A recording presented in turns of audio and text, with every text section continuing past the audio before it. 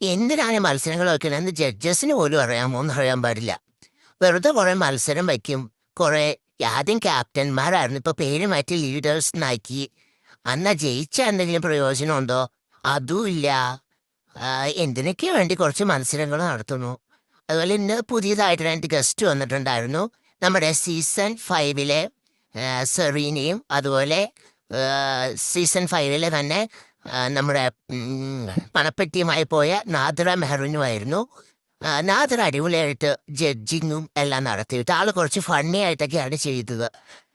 ശ്യാമിനോട് ചോദിക്കണ്ടായിരുന്നു അകത്തേക്ക് പോയിട്ടുണ്ടെങ്കിൽ ആരെങ്കിലും പ്രേമിക്കണം, അപ്പൊ ശ്യാമില്ല എന്ന് പറഞ്ഞപ്പോൾ നാദിറ പറഞ്ഞു ഉത്തരം വളരെ ഇൻട്രസ്റ്റിംഗ് ആയിരുന്നു. അപ്പൊ നമ്മുടെ ഒരു കണ്ടന്റ് പോയി കിട്ടി, അപ്പൊ ശ്യാമിന് അകത്തേക്ക് വിടണ്ടല്ലേ എന്ന്. ശരിക്കും നാദിറ ജഡ്ജായിട്ടിരിക്കാനും നല്ല ഇൻട്രസ്റ്റിംഗ് ആയിട്ടാണ് എനിക്ക് തോന്നിയത്. അതുപോലെ തന്നെ ഇന്നത്തെ എപ്പിസോഡിൽ പ്രത്യേകിച്ചൊന്നും ഉണ്ടായിരുന്നില്ല. 16 ആളുകളാണ് ഉണ്ടായിരുന്നത്. അവരെ 4 ഗ്രൂപ്പായിട്ട് തിരിച്ചു. അവർക്ക് ഓരോ ലീഡർമാരെയൊക്കെ വെച്ചു.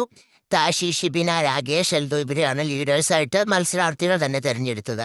അവരുടെ മത്സരം എന്താണെന്ന് വെച്ചിട്ടുണ്ടെങ്കിൽ കുറേ വസ്തുക്കൾ കൊടുത്തിട്ടുണ്ടായിരുന്നു. അങ്ങനെ പ്രത്യേകിച്ച് ഇന്നതൊന്നൊന്നുമില്ല. കുറച്ച് ഡസ്റ്റ്ബിൻ കൊടുത്തു, പിന്നെ എന്തൊക്കെയോ സ്ക്വയർ രൂപം, പിന്നെ വാട്ടറിൻ്റെ ജാറ്, വലിയ ജാറ് വെള്ളം ശേഖരിച്ച് വെക്കണ, അങ്ങനെ കുറേ ഷേപ്പ്ലെസ് ആയിട്ടുള്ളതും ഷേപ്പ് ഉള്ളതും ഒക്കെ ആയിട്ടുള്ള സാധനങ്ങൾ കൊടുത്തു.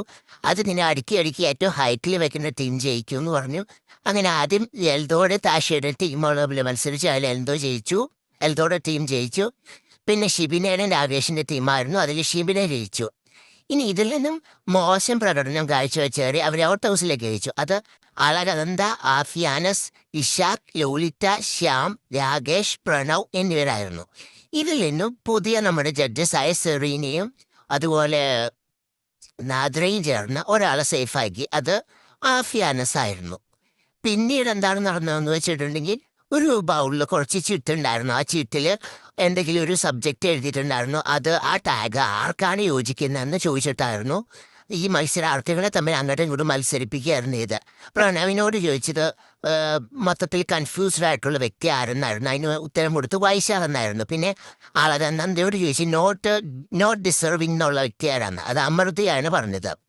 അമൃതയോട് ചോദിച്ചു മാനിപ്പുലേറ്റീവ് ആരാന്ന്. അത് അളകനന്ദയുടെ പേര് പറഞ്ഞു. അതുപോലെ വൈശാഖിനോട് ചോദിച്ചു ബോറിംഗ് ആരാന്ന്. ശ്യാം, ലോലിറ്റ അറ്റൻഷൻ സീക്കർ അമൃതയെ പറഞ്ഞു. അതുപോലെ രാകേഷ് ഇൻവിസിബിൾ ആയിട്ടുള്ളത് പ്രണവിനെ പറഞ്ഞു. ശ്യാം ഫേക്കായ പേഴ്സണാലിറ്റി ആയിട്ട് കണ്ടത് പ്രണവിനെയായിരുന്നു. അതിനുശേഷം എലിമിനേഷനാണ് നടന്നത്. എലിമിനേഷനിൽ പ്രത്യേകിച്ച്